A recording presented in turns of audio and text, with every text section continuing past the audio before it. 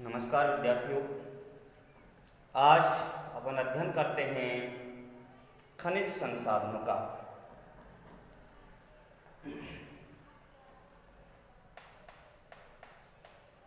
खनिज संसाधन विद्यार्थियों, सबसे पहले खनिज शब्द का अर्थ बताना है कि खनिज किसको कहते हैं। खनिज खनिज क्या है? खनिज एक पदार्थ। एक बात ध्यान रखनी है, जो भूमि को खोदकर निकाले जाते हैं,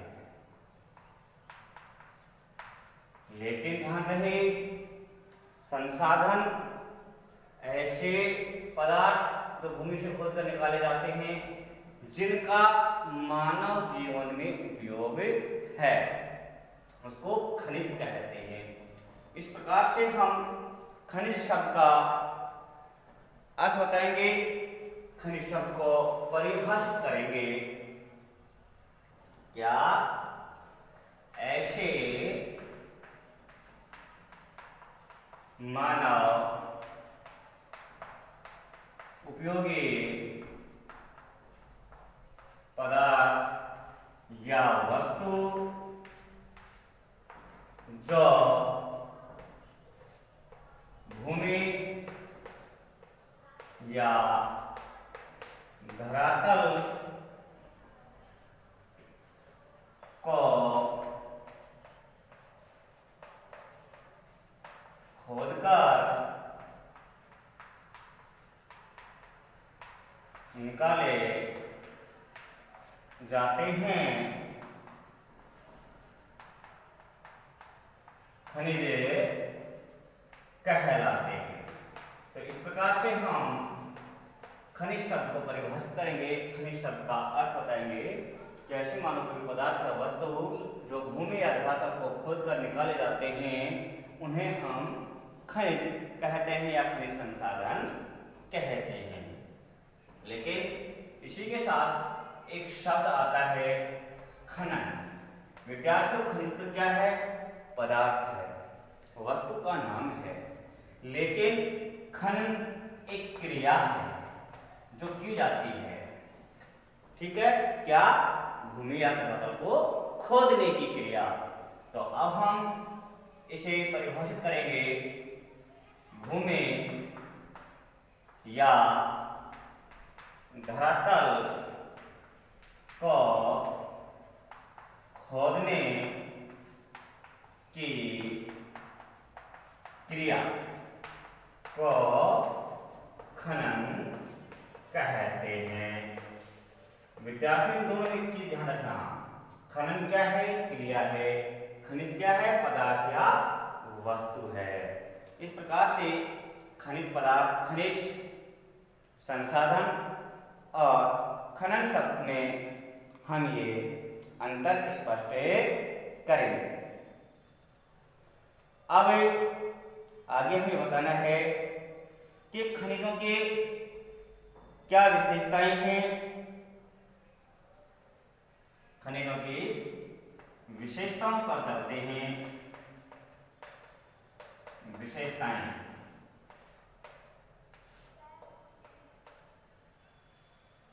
अब हम खनिजों की विशेषताओं का अध्ययन करेंगे। तो सबसे पहले हमें बताना होगा कि जो भी खनिज पदार्थ होते हैं ये क्रिस्टलीय होते हैं, अर्थात रवेदार होते हैं। नंबर 1, रवेदार या क्रिस्टलीयता। बताएंगे कि प्रत्येक खनिज रवेदार होते हैं, उनमें क्रिस्टलीयता पाई जाती है। इनमें एक विशिष्ट रासायनिक संगठन पाया जाता है, एक विशिष्ट संरचना पाई जाती है। इनका एक संगठन होता है तथा इनका एक रासायनिक संगठन होता है। जैसे मैं आपको बता देना चाहता हूं उदाहरण के माध्यम से, जैसे कार्बन, हीरा आदि पदार्थ हैं जो दो तत्वों के संगठन वाले होते हैं। हीरा इसका उदाहरण है। ये दो तत्वों के सहयोग वाले होते हैं, दो तत्वों के संगठन वाले होते हैं। विद्यार्थियों, प्रत्येक खनिज का एक विशेष रंग पाया जाता है, प्रत्येक खनिज का एक विशेष आकार होता है, प्रत्येक खनिज का एक विशेष गुण होता है। जैसे कोयले का गुण है कि ऊष्मा प्रदान करना, इसी प्रकार आपके खनिज तेल का गुण है ऊर्जा प्रदान करना। इस प्रकार से हम कहेंगे कि प्रत्येक खनिज का एक गुण होता है, इनका एक विशेष घनत्व पाया जाता है। जो खनिज पदार्थ होते हैं उनमें घनत्व पाया जाता है। लेकिन इसके साथ साथ हमें बताना है कि जितने भी खनिज पदार्थ होते हैं वो कठोर होते हैं। इस प्रकार से हमें खनिज पदार्थों की ये 4-5 विशेषताएं याद रखनी होंगी। विद्यार्थियों, 1947 तक भारत में 22 प्रकार के खनिजों का खनन किया जाता था। आजादी तक 1947 तक, अर्थात भारत की आजादी तक भारत में 22 प्रकार के खनिजों का खनन किया जाता था। लेकिन हम यदि वर्तमान की बात करते हैं तो पता है कि वर्तमान में इनकी संख्या बढ़कर के हो गई है 125। वर्तमान में इनकी संख्या हो गई है 125 हो गई है भारत में खनिज पदार्थों की संख्या। यदि हम संपूर्ण विश्व की बात करें तो संपूर्ण विश्व में लगभग 1600 प्रकार के खनिज पाए जाते हैं। यह है खनिज पदार्थों की सामान्य जानकारी। लेकिन अब हम बात करते हैं भारत में खनिजों का वितरण, कि भाई भारत में कहाँ कहाँ खनिज पाए जाते हैं, कौन कौन सी पेटियां हैं, उनके क्षेत्र कौन कौन से हैं और उन पेटियों में कौन कौन से प्रकार के खनिज पाए जाते हैं, उनके क्या क्या कारण हैं। तो लीजिए, भारत में खनिजों का वितरण। भारत में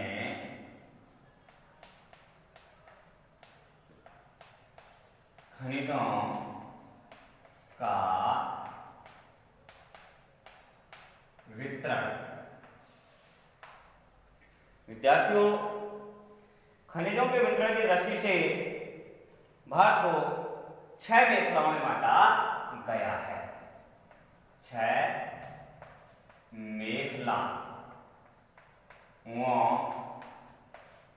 में भारत को बांटा गया है खनिजों के वितरण की दृष्टि से। अब ये 6 मेखलाएं कौन कौन सी हैं, इनका हम एक एक करके अध्ययन करते हैं। एक है झारखंड, उड़ीसा, पश्चिम बंगाल। नंबर 1 झारखंड, उड़ीसा, पश्चिम बंगाल मेखला। विद्यार्थियों, हमें सबसे पहले क्षेत्र बताना होगा इसका क्षेत्र कौन सा है। थोड़ा सा मैं आपको ये मानचित्र के माध्यम से बता देता हूं।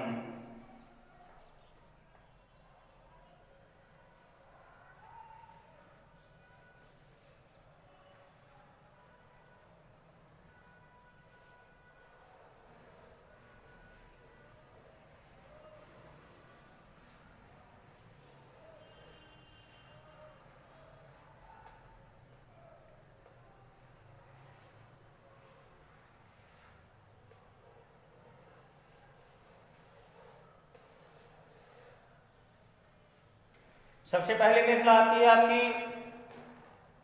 झारखंड, उड़ीसा, पश्चिम बंगाल मेखला। तो इसका क्षेत्र बताना है कि इसका क्षेत्र है छोटा नागपुर का पठार। विद्यार्थियों यहां ये छोटा नागपुर का पठार है, ये पहली मेखला है झारखंड, उड़ीसा, पश्चिम बंगाल मेखला विद्यार्थियों, जिसमें यही राज्य हैं कौन कौन से।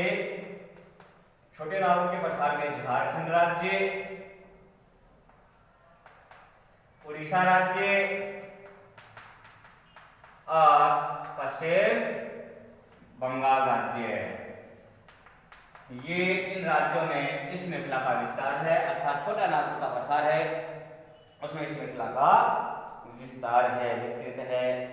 अब बताना है कि यहाँ कौन कौन से प्रकार के खनिज पाए जाते हैं। विद्यार्थियों जब हम खनिजों की बात करते हैं तो पता चलता है कि छोटा नागपुर का पठार, जैसे कि शब्द ही है पठार, पठार का मतलब यह भूभाग आग्नेय शैलों से बना हुआ है। यहाँ आग्नेय शैल हैं, कठोर शैल हैं। कठोर शैल होने के कारण कठोर शैल में वो चीजें पाई जाती हैं जिनका निर्माण पृथ्वी के आरंभ में हुआ। पृथ्वी का निर्माण आरंभ में जब हुआ था तो जिन पदार्थों में पृथ्वी का निर्माण होता है आरंभ में वही पदार्थ पाए जाते हैं। अर्थात पृथ्वी की आंतरिक संरचना के बारे में अध्ययन करते हैं तो जो पदार्थ पृथ्वी के आंतरिक भाग में हैं वो पदार्थ पाए जाते हैं। क्योंकि पृथ्वी के आंतरिक भाग से जब ज्वालामुखी उद्गार होता है तो उससे वो पदार्थ बाहर आते हैं, उसी से पठार का निर्माण हुआ है ज्वालामुखी उद्गार से। तो उससे जो पदार्थ बाहर निकलते हैं वो खनिज पदार्थ यहाँ पर पाए जाते हैं। साथ ही ध्यान रहे विद्यार्थियों, यहाँ पर नदियों का मैदान भी है।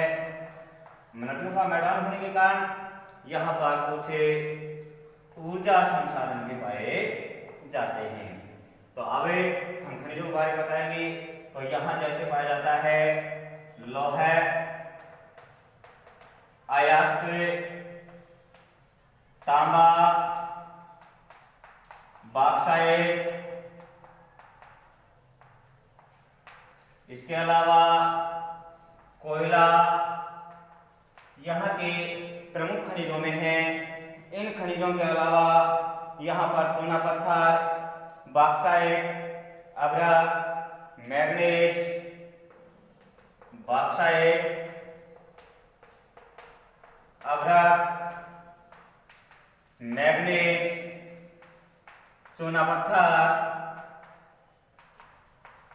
इत्यादि खनिज यहाँ पर पाए जाते हैं। तो प्रत्येक मेखला के बारे में सिर्फ हमें क्या याद करना है कि इस मेखला का विस्तार कहाँ कहाँ तक है, और दूसरा कि इस मेखला में कौन कौन से खनिज पदार्थ पाए जाते हैं, वो वहां की शैल के ऊपर डिपेंड करता है विद्यार्थियों। इसके बाद दूसरी मेखला आती है जिसका नाम है मध्य प्रदेश, छत्तीसगढ़, आंध्र प्रदेश, महाराष्ट्र मेखला। तो लीजिए दूसरी मेखला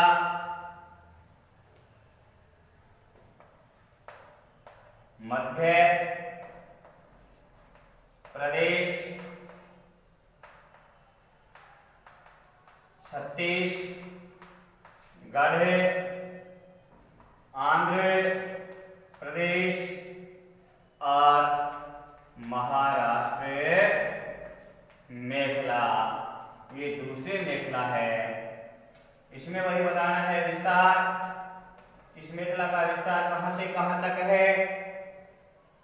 जैसा कि आपने राज्यों के नाम सुने हैं, उसी आधार पर हमें इसका विस्तार बताना है कि इनका विस्तार उपरोक्त राज्यों में है। लेकिन लिखेंगे ऐसे नहीं, लिखेंगे कि इसका विस्तार मध्य भारत में है, मध्य भारत में है, जिनमें मध्य प्रदेश, छत्तीसगढ़, आंध्र प्रदेश और महाराष्ट्र राज्य शामिल हैं। अब इसके बाद हमें बताना होगा कि इस मेखला में कौन कौन से खनिज पाए जाते हैं। खनिजों के नाम बताने हैं विद्यार्थियों, तो बताएंगे इस मेखला में लोहा, मैग्नीज, लोहा, अयस्क, मैग्नीज, बॉक्साइट, चूना पत्थर। इसके अलावा ध्यान रहे मुख्य रूप से हीरा, हीरे को ना भूलें, कोयला, क्योंकि कोई हीरा का निर्माण कोयले से ही होता है। विद्यार्थियों, इसी के साथ साथ यहाँ पर पाया जाता है तांबा, अभ्रक और ग्रेफाइट। तांबा, अभ्रक और ग्रेफाइट। ध्यान रहे ग्रेफाइट, हीरा, कोयला, ये इस क्षेत्र के मुख्य खनिजों में शामिल हैं। साथ ही लोहा, मैग्नीज, बॉक्साइट, चूना पत्थर इत्यादि खनिज में यहाँ पर पाए जाते हैं। हीरा और ग्रेफाइट का मूलतः क्षेत्र यही है विद्यार्थियों, भारत का। भारत के इसी क्षेत्र में मुख्यतः हीरा और ग्रेफाइट पाया जाता है इसी मेखला के अंतर्गत। अब इस मेखला का विस्तार कहां से कहां तक है। ये छत्तीसगढ़, मध्य प्रदेश, छत्तीसगढ़, ये महाराष्ट्र और ये आंध्र प्रदेश, ये भूभाग है जहां पर ये इस मेखला का विस्तार है। दूसरे नंबर की मेखला यहां है विद्यार्थी। अब इसके बाद तीसरी मेखला आती है कर्नाटक, तमिलनाडु मेखला। लीजिए तीसरी मेखला कर्नाटक, तमिलनाडु मेखला। नंबर 3 कर्नाटक, तमिलनाडु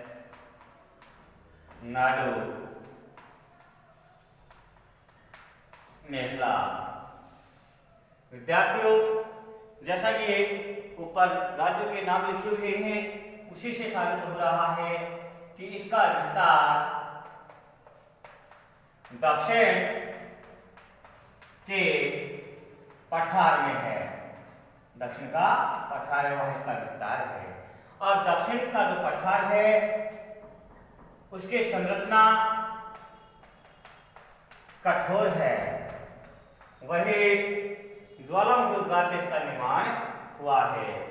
जब ज्वालामुखी उद्गार से इसका निर्माण हुआ है, और इसमें बता दें दक्षिण के पठार में कि यहाँ पर इसका विस्तार कर्नाटक, तमिलनाडु राज्यों में है। कुछ गोवा तथा केरल राज्य के भूभाग को भी इसमें शामिल कर लिया जाता है। कर्नाटक, तमिलनाडु,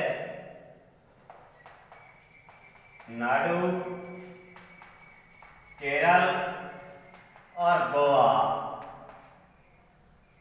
में इस मेखला का विस्तार है। अब बात आती है खनिज की। ध्यान रहे विद्यार्थियों, कोई बात आई है कि इस मेखला के धातु की संरचना कैसी है, कठोर है, ज्वालामुखी उद्गार से इसका निर्माण हुआ है। इसलिए इस मेखला में भी, इस मेखला का सबसे मुख्य खनिज है सोना, मुख्य खनिज यही है। इसके अलावा बाकी सामान्य खनिज जो हर जगह पाए जाते हैं वो है यहाँ पर लोहा, मैग्नीज, तांबा, लोहा, अयस्क, मैग्नीज, तांबा, बॉक्साइट। इसके अलावा यहां पर जिप्सम, चूना पत्थर,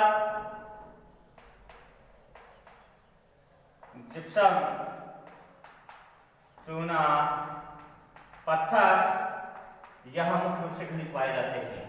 लेकिन विद्यार्थियों यहां पुस्तक में दिया है कोयला, तो ध्यान रहे इस मेखला में कोयला नहीं पाया जाता है। यहाँ जो लोहअयस्क हैं उनका संचालन या तो विद्युत के द्वारा किया जाता है या यहाँ के वनों से लकड़ी काटकर उसका कोयला बनाकर उसके द्वारा ऊर्जा प्राप्त करके यहाँ के लौह इस्पात जो संयंत्र हैं उनका संचालन किया जाता है। इस प्रकार से हम यहाँ कोयला नहीं लिखेंगे, यहाँ कोयला नहीं पाया जाता, कोयले के भंडार नहीं है। इसके बाद आगे बढ़ते हैं तो चौथी मेखला आती है राजस्थान गुजरात मेखला। राजस्थान गुजरात मेखला नंबर 4। चौथी मेखला आती है राजस्थान गुजरात मेखला। विद्यार्थियों हाँ, तीसरी मेखला की जब हम बात कर रहे थे तो तीसरी मेखला यहाँ है, ये तीसरी मेखला है। कौन सी? कर्नाटक तमिलनाडु मेखला। चौथी है राजस्थान गुजरात मेखला। राजस्थान गुजरात मेखला यह आपकी नंबर 4, यह आपकी चौथी मेखला है विद्यार्थियों। अब इसका विस्तार बताएंगे इसका विस्तार है पश्चिमी मरुस्थल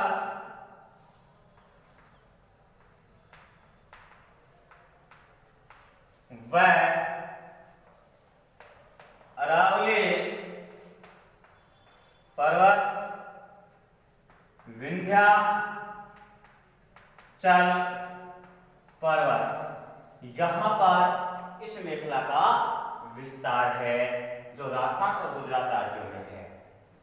विस्तार बताने के बाद हम एक खनिज बताने हैं, तो ध्यान रहिए मरुस्थलीय भाग है, इसमें तो धरातलीय संरचना कैसी है? यहां तो धरातलीय संरचना मरुस्थलीय है।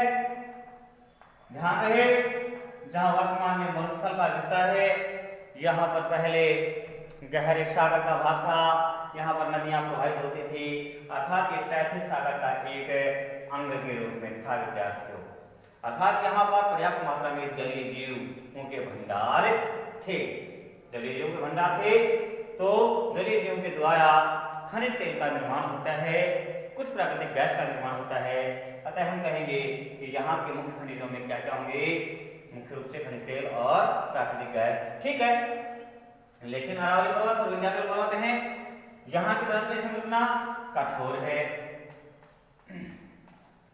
अतः यहाँ पर कठोर धरातलीय संरचना में पृथ्वी के आंतरिक भाग में पाए जाने वाले पदार्थ हैं, वो खनिज के रूप में यहाँ पर हमें मिलेंगे। तो हम यहाँ क्या हुए प्रमुख खनिजों के बारे में बताएंगे कि इस मेखला में प्राकृतिक गैस,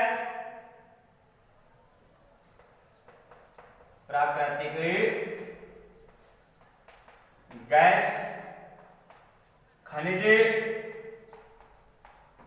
तेल और यूरेनियम यहां पर पाया जाता है रेतीले भूभाग में। अब बात आती है जहां तक कठोर संरचना वाला है, वहां पर पाए जाते हैं चांदी, शीशा, जस्ता, चांदी, शीशा, जस्ता, मैग्नीज, अभ्रक, तांबा, अभ्रक, तांबा आदि अन्य खनिज पदार्थ इस मेखला में पाए जाते हैं। चौथी मेखला का समापन। अब हमारे पांचवी मेखला आती है केरल मेखला, जो तटीय क्षेत्र में है।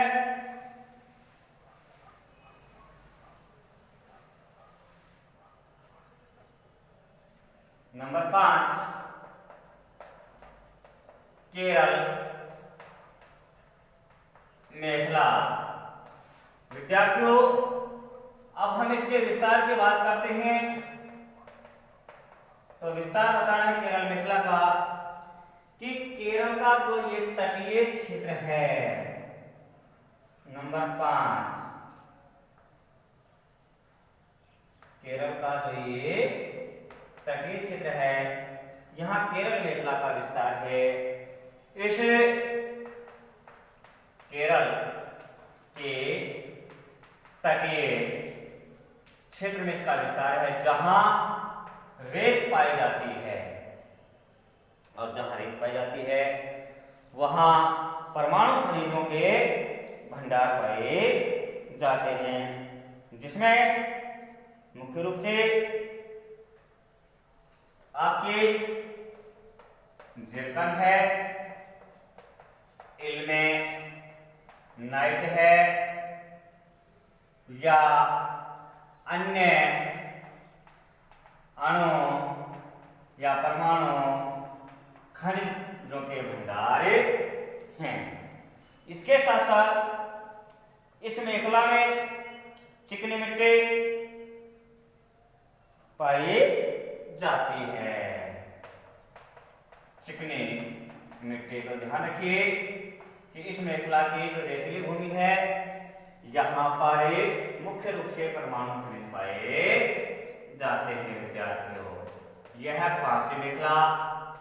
और छठे तथा अंतिम मेखला है, इसका नाम है हिमालय मेखला।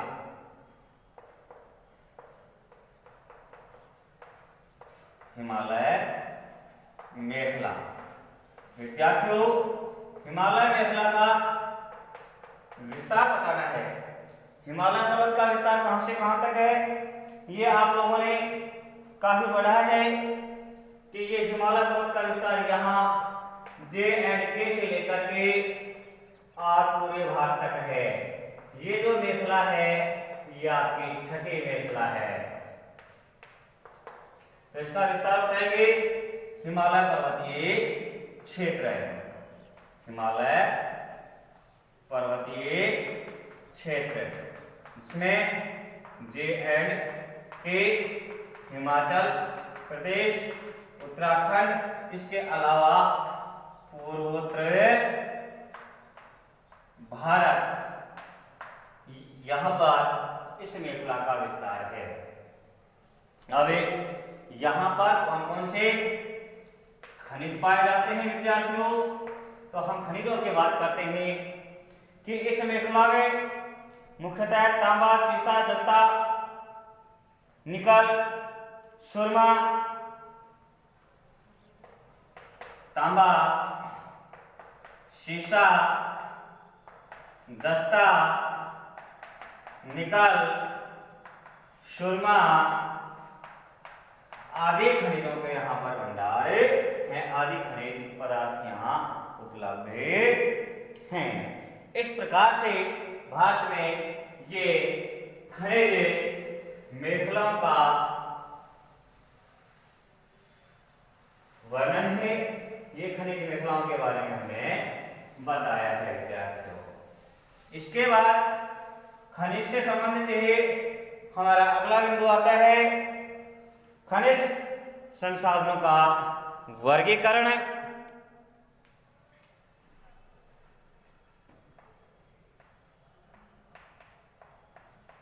खनिजों का वर्गीकरण। विद्यार्थियों ध्यान से देखना, खनिज संसाधनों का वर्गीकरण 3 भागों में किया गया है। ये 3 भाग कौन कौन से हैं? पहला है धात्विक खनिज, दूसरा है अधात्विक खनिज, तीसरा है ईंधन खनिज। अब एक एक का करके हम अध्ययन करते हैं विद्यार्थियों। सबसे पहले हम धात्विक खनिज के बारे में बताएंगे कि धात्विक खनिज किसको कहा जाता है। सबसे पहली बात, ऐसे खनिज जिसमें धातु अंश पाया जाता है, अर्थात धातु की मात्रा पाई जाती है। ऐसे खनिज जिनको उच्च तापमान पर गलाया जा सके, अर्थात जिनमें गलनांक की क्षमता पाई जाती हो। तीसरी बात, जिनका शोधन या निष्कर्षण गलाकर किया जाता हो, गलाकर किया जाता हो, ऐसे खनिजों को धात्विक खनिज कहा जाता है। विद्यार्थियों, इसके हम उदाहरण दे सकते हैं। कोई भी, जैसे सोना है, चांदी है, तांबा है, जस्ता है, शीशा है, आदि धात्विक खनिजों में शामिल हैं। लेकिन फिर ध्यान दीजिए कि धात्विक जो खनिज है इनको भी दो भागों में बांटा जाता है। लौह धातु और अलोह धातु। लोह धातु उन धातुओं को कहा जाता है जिनमें चुंबकीय गुण पाया जाता है, और अलोह धातु जिनमें चुंबकीय गुण नहीं पाया जाता। चुंबकीय गुण नहीं पाया जाता। अब चुंबकीय गुण मतलब ऐसी धातु जो चुंबक को अपनी ओर आकर्षित करती है। अब लोह धातु में कौन कौन से धातु शामिल हैं? सबसे पहले लोह अयस्क, नंबर 2 निकल, नंबर 3 मैग्नीज, नंबर 4 क्रोमियम या क्रोमाइड। ये लोह धातु के उदाहरण हैं। बाकी अन्य सभी अलोह धातु के उदाहरणों में शामिल किए जाते हैं। इसी प्रकार अधात्विक खनिज, धात्विक की क्या लग गया, उल्टा हो गया, अर्थात जिसमें धातु अंश नहीं पाया जाता हो, जिनमें गलनांक की क्षमता नहीं हो, अर्थात जिनको उस तापमान पर भी नहीं गलाया जा सके, और जिनका शोधन या निष्कर्षण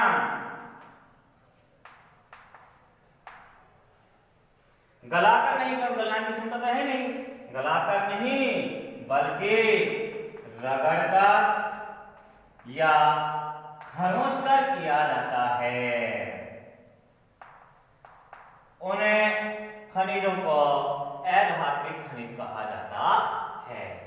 अब अधात्विक खनिजों के उदाहरण देने हैं, ध्यान रहे विद्यार्थियों। इसमें है नमक, अभ्रक, जिप्सम, इसके अलावा इमारती पत्थर, इसके अलावा संगमरमर।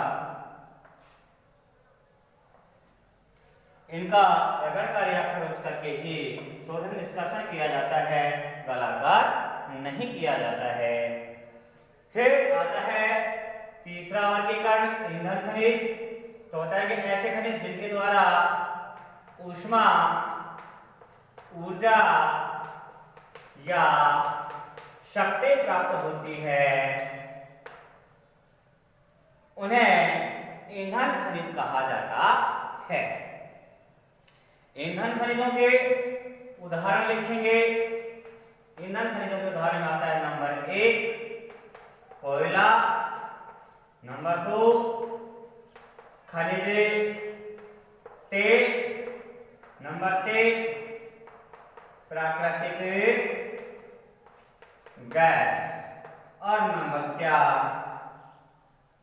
अणु या परमाणु खनिज। परमाणु खनिज। इस प्रकार से विद्यार्थियों ये खनिजों का वर्गीकरण हमारा कंप्लीट होता है। इसके बाद हम एक एक खनिज का अध्ययन करेंगे, जिसमें सबसे पहला हमारा खनिज होगा लौह अयस्क। आज का हमारा ये बिंदु यहीं पर पूरा होता है। धन्यवाद।